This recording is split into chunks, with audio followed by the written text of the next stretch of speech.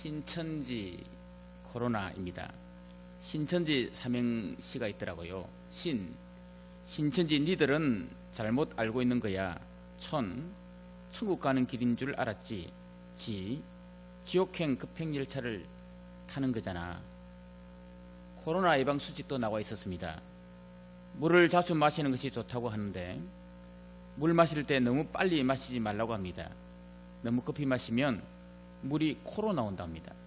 힘든 시기에 웃으면서 지내야 된다고 생각해서 한번 이야기했습니다. 너무 어려워하지 마시고 주님 주시는 평안과 기쁨으로 이 어려운 시절을 살 수 있기를 주님의 이름으로 부탁합니다. 최근에 제 주변에 코로나로 인해서 교회가 힘들어하고 또 목사님들이 힘들어하는 목사님들이 있었는데 그분들이 하는 얘기가 뭔가 하면 자기들은 요즘 이런 노래를 자주 부른답니다. 이 또한 지나가리라. 마음속에 어려움이 있을 때, 마음속에 어려움이 있을 때 이런 노래를 많이 부른다고 합니다. 그렇습니다. 정말 우리는 어려운 시절을 지금 보내고 있습니다. 이스라엘 백성들 가운데 홍해라고 하는 어려움도 있었습니다. 홍해를 어떻게 이스라엘 백성들이 건넜습니까? 출애굽기 14장에 보면 모세가 이스라엘 백성들이 홍해를 건널 수 있는 방법을 3가지 알려줬는데 그것은 바로 가만히 서 있으라고 하는 것이었습니다. 이 서 있으라고 하는 것은 하나님 편에 서 있으라 라는 말이었고 또 구원을 보라 라고 했습니다. 환경을 보지 말고 상황 보지 말고 하나님을 바라보라 라고 하는 말씀이었습니다. 그리고 가만히 있으라 라고 하는 내용이었습니다. 가만히 있으라고 하는 것은 불평이나 원망하지 말고 가만히 기도하며 있으라 라고 하는 그런 말씀이었습니다. 오늘 우리가 어려움을 당할 때 하나님 편에 서고 환경과 상황 보지 말고 하나님을 바라보는, 그래서 가만히 원망불평이 아니라 가만히 기도하면서 있어서 오늘 어려움을 극복하는 여러분 되기를 주님의 이름으로 축복합니다. 오늘 본문의 말씀은 바로 이런 홍해와 같은 어려움을 당했을 때 어떻게 하면 이 문제를 극복했느냐에 대한 말씀이 오늘 말씀입니다.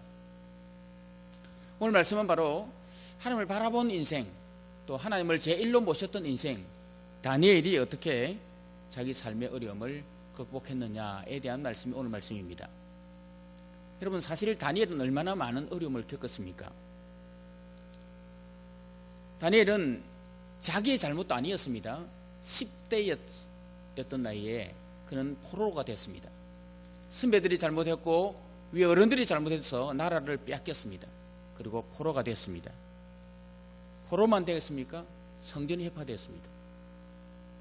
그리고 잡혀가서 보니 자기 이름까지 36년 일제 압박 때에 우리나라가 창시 개명했던 것처럼 이름까지 개명을 당하는 그런 수모를 당했습니다.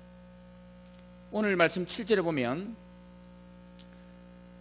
환관장이 그들의 이름을 고쳐 다니엘은 벨드사살이라 하고 하나냐는 사드락이라 하고 미사일은 메삭이라 하고 아사랴는 아벳노고라 했더라 되어 있습니다. 다니엘은 하나님은 나의 재판관이라는 뜻인데 그의 이름을 벨드사살로 고쳤습니다. 벨이라고 하는 것은 바벨론의 신의 이름을 말합니다. 그러니까 바벨론의 신의 총애를 받는 자, 하나냐는 여호와는 자비를 베푸신다라고 했는데 이 하나냐는 사드락이라는 이름으로 태양신에게 빛을 받은 자라는 뜻이었습니다. 미사일은 누가 하나님과 같으랴 라는 뜻인데 메삭, 누가 샤크신과 같으랴. 아사랴는 여호와는 나의 도움이시다 였는데 아벳노고, 불의 신 너고의 신실한 종, 모두 다 신의 이름을 딴 이름으로 바뀌어버렸습니다. 또 이름만 바뀌어서 힘든 게 아니었습니다. 이스라엘은 종족, 동족, 지리적으로 구별, 성별 의식을 갖고 살았습니다.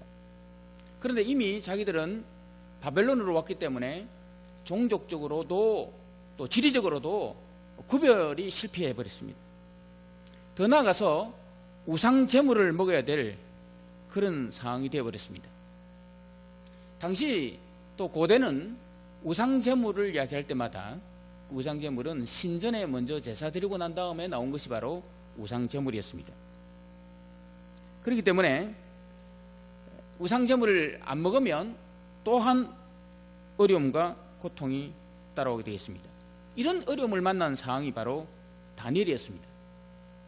그러면 이런 어려운 환경 속에서 다니엘이 어떻게 이 어려움을 극복했느냐 하면 첫째로는 하나님께 집중함으로 하나님을 바라봄으로 이 문제를 이겨냈습니다. 지난주에 우리 봤듯이 2절에 보면 주께서라는 말씀이 나옵니다. 주께서 넘기셨다라고 하는 것이었습니다. 하나님이 넘기셨다라는 것이었는데 오늘 3절 하반절에 보면 어떤 말씀이 나오는가 하면 왕이 한간장 아스부나스에게 말하여 이스라엘 자손 중에서 왕족과 귀족 몇 사람 곧 흠이 없고 용모가 아름다우며 모든 지혜를 통찰하며 지식에 통달하며 학문에 익숙하여 왕궁에 설만한 소녀를 데려오게 하고, 무슨 말인가 하면 새로운 신진 인물들을 등용시켜서 바벨론의 부광병을 위한 새로운 정책을 하는 프로젝트를 만들겠다 이 말이었습니다.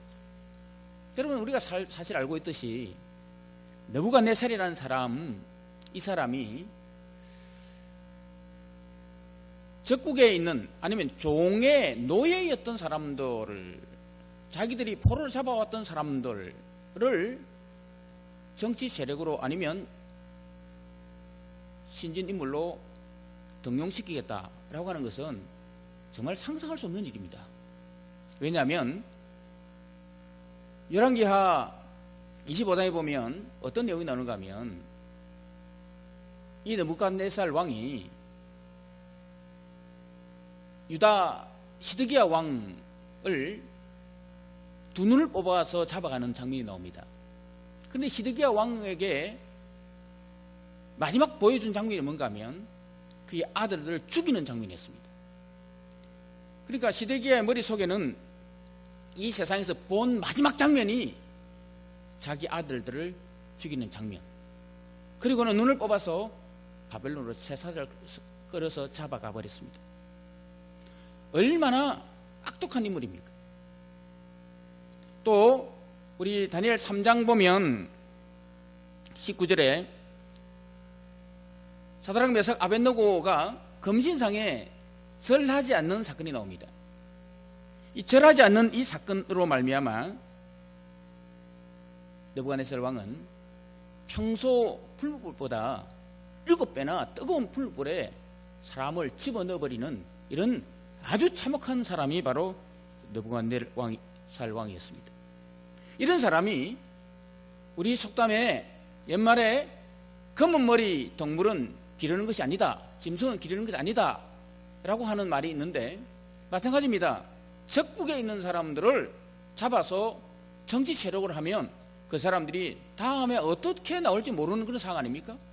그리고 느부갓네살 왕은 세계를 제패하고자 하는 열망을 가진 사람이기 때문에 자기 주변에 이런 자기에게 적대적 세력을 가질 만한 사람들을 등용시킨다는 것은 상상할 수 없는 일이었습니다. 그럼에도 불구하고 느부갓네살 왕이 신진 세력을 등용시키는 이런 프로젝트를 구상했다, 계획했다라고 하는 것은 이 배후에 분명히 하나님의 역사를 주관하신 하나님, 느부갓네살 왕의 생각까지 계획까지도 주관하시는 하나님의 역사하심이 있었다라고 하는 것이었습니다. 그렇기 때문에 다니엘은 이런 어려운 가운데서도 하나님의 역사하심, 하나님께 왜 나를 피급했는가, 하나님께 왜 우리 친구들을 피급했는가, 분명히 이것은 하나님의 또 다른 계획하심이 있을 것이다.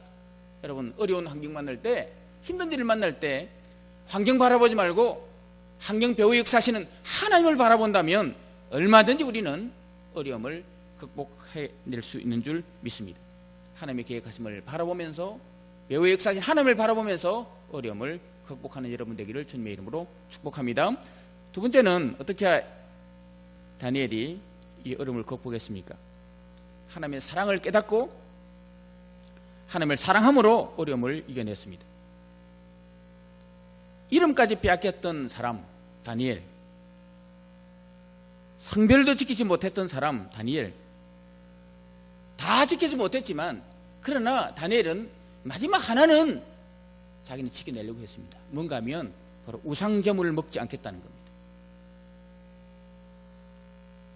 주 예수보다 더 귀한 것 없다라는 것이 있습니다. 다른 것 다 있지만 예수보다 귀한 것 없는 것처럼 다른 것 다 포기해도 이름 뺏기고 성별 뺏겨도 하나만은 지켜내겠다.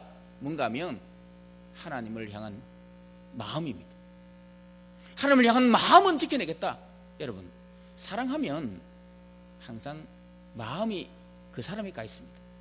사랑하면 핸드폰도 1번 제 이름을 사랑하는 사람으로 만듭니다. 사랑하면 항상 마음의 생각이든 모든 것이 다 사랑하는 사람의 마음에 가 있습니다. 온 마음이, 온 생각이 사랑하는 사람이 1번이었습니다. 하나님은 이 사랑하는 백성들을 향해서도 고난도 준다는 것도 다니엘이 알았습니다. 여러분, 성경 읽다 보면 하나님의 사랑하는 사람에 대해서 얼마나 많이 어려움을 준 줄 아십니까? 성모 마리아도 마찬가지입니다. 하나님의 사랑을 가장 많이 받았던 인물이었지만 고난을 많이 당했습니다. 어떤 고난이었습니까? 처녀의 몸에서 아기를 임신했다. 그리고 낳자마자 애굽으로 피신가는 산후 조리도 못하는 그런 어려움, 그리고 요셉이 일찍 죽어서 과부가 되는 그런 어려움.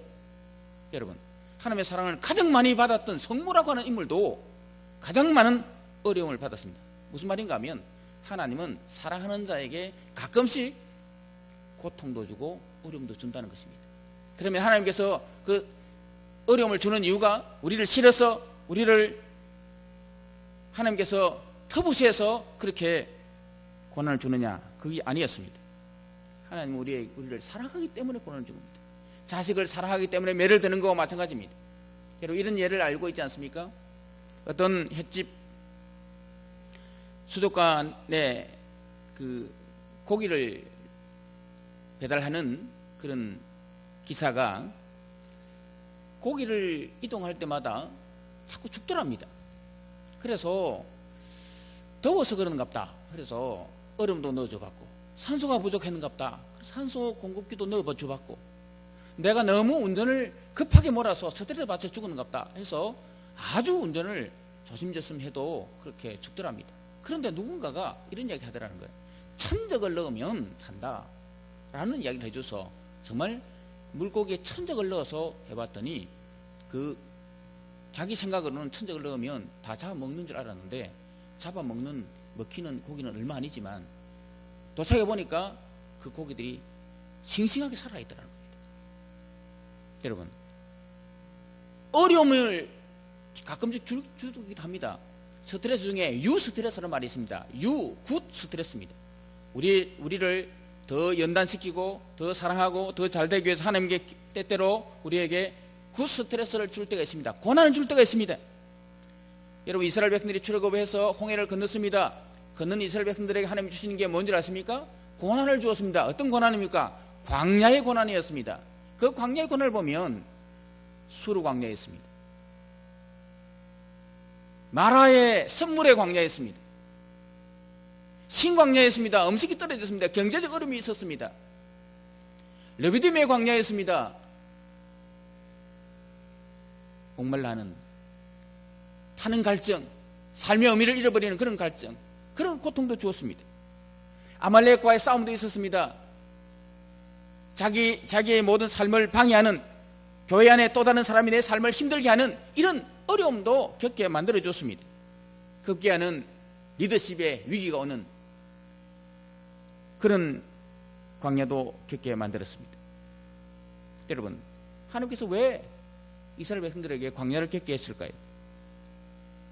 하나님께서 그들을 사랑하기 때문에 하나님 중심으로 돌아오라고 하는 이방신의 바로의 우상에서 문화에서 다시 기독교 문화로 돌아오라고 하는 하나님의 사랑의 회초리였습니다. 하나님 사랑의 대상자를 가끔씩은 광야로 보냈습니다. 고난을 주십니다. 다니엘은 깨달았습니다. 하나님 배우익사 하나님의 계획하심이 있을 것이다. 하나님 우리를 사랑해서 하나님께서 내게 이런 어려움을 준다는 사실을 기억하고 하나님을 사랑한다. 사랑의 개념으로 다니엘은 이 어려움을 극복할 수가 있었습니다. 사랑하는 여러분, 배우익사진 하나님의 역사심, 하나님을 바라보면서 오늘의 어려움을 극복할 수 있기를 주님의 이름으로 축복합니다. 뿐만 아니라 하나님이 우리를 사랑한다고 하는 사실을 깨달음으로 오늘의 어려움을, 이 어려운 고난 가운데도 하나님께서 나를 사랑하고 있다라고 하는 이 사실로 인해서 오늘의 어려움을 넉넉히 이길 수 있기를 주님의 이름으로 축복합니다. 그렇다면 어떻게 우리가 하나님의 계획하심, 하나님의 사랑하심을 깨달은 자로서 어떻게 우리가 사랑함으로 하나님 앞에 하나님의 우리의 사랑을 표현할 수 있겠습니까? 광야 인생을 보면 알 수 있습니다. 인생이 안 풀릴 때 하나님을 정말 사랑한다면 안 풀리는 환경 바라볼 게 아니라 괴로울 때 주님의 얼굴 보라, 평화의 주를 바라보아라. 괴로울 때 더 주님 바라보는 인생을 산다는 것이, 그게 바로 우리가 하나님을 사랑하는 표 아니겠습니까? 마라의 선물일 때 모세를 통해서 하나님께서 선물을 달게 만들어준 것은 나뭇가지를 집어넣은 것이었습니다. 그 나뭇가지는 바로 십자가입니다. 십자가 중심으로 돌아올 때, 지금까지 우리는 뺄셈 중심으로 살았지만 십자가는 더하기일 수도 있습니다. 원망불평으로 다른 사람의 마음을 아프게 하는 삶이었지만, 그러나 이제 우리는 더하는 인생으로 그렇게 예수를 중심으로 살면, 회개하고 더 주님 앞에 다른 사람을 살리고 더하는 인생으로 살아가는 십자가 중심으로 돌아온다면 그것이 바로 하나님의 사랑을 실천하는 계기가 되지 않겠습니까? 뿐만 아니라 경제적 어려움을 당하거나 또 역정을 당할 때, 그럴 때 우리는 자주 바로를 바라봅니다. 옛날을 생각합니다. 아, 옛날이요, 옛날은 좋았지, 옛날 환경은 좋았지라고 그렇게 말하기도 합니다. 그러나 옛날보다는 하나님께 집중하는, 우리의 시선을 하나님만 바라보는 그 시선으로 돌아올 때, 그때 분명히 하나님께서 우리를 더 하나님을 사랑하는 표가 되는 줄 믿습니다.